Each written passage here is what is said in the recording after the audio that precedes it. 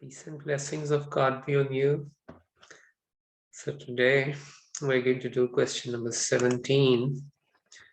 How will you logically prove that violence against people of other religions is against the teachings of a true religion? Now let us first recall that God has many such creations who do not have a will of their own. For example, angels, honeybees. These creations do not have any choice, but they simply do as they are bidden by God.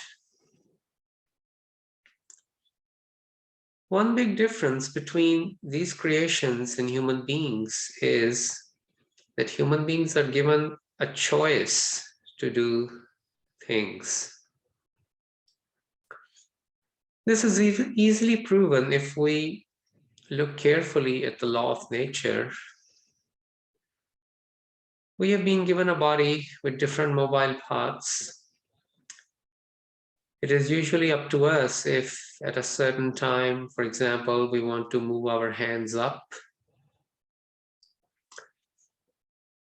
And then if we want to use our hands in a way that is harmful for us, for example, scratch our skins with our nails, we know the consequences of our actions, but no one can stop us in such matters. We have the choice to use our hands in a caring way or in a harmful way. Next, recall that the whole idea behind religion is that God sends us certain teachings which he knows would be best for us, both in this world and the next. But since his law, as I have just explained, is that human beings have freedom of choice, so how can he require his teachings to be forced upon us? If he wanted to force these teachings, he had much quicker ways of doing them without creating the mechanism of religion that he has.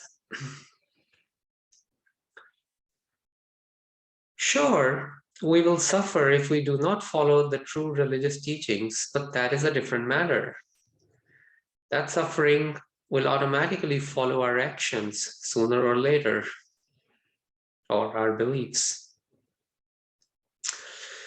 But it is not the right of any other human being to punish us as long as our transgressions are purely against ourselves and are not hurting anyone else in a physical way.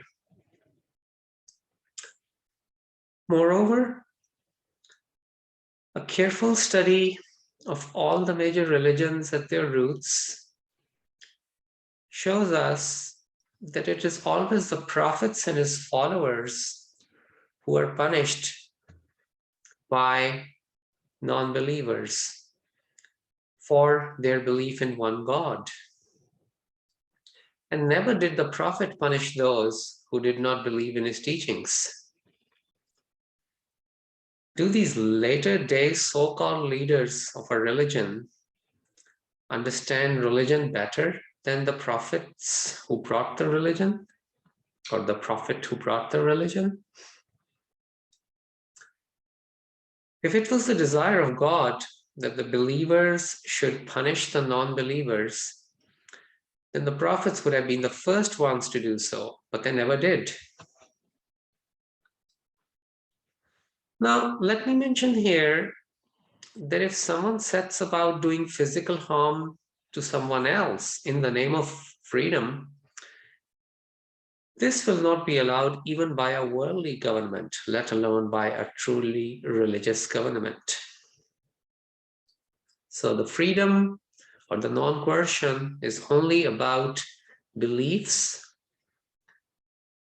and about actions which are just between you and God. Your hand is free, but the boundary line of its freedom is where my head starts. When I talk about no coercion in religion, it only applies to beliefs and those actions which are totally of a personal nature.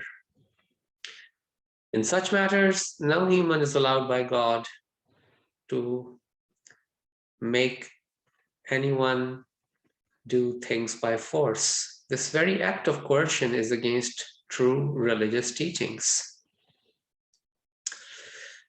Remember that one key purpose of religion is to win the hearts of people through reasonable, sound, pure, and beautiful teachings. So how can this be achieved if force is used? Human psyche rebels against coercion, even if it is done to force a seemingly useful thing for the person. Thus, the use of force in religious matters is simply a contradiction in terms. God bless you.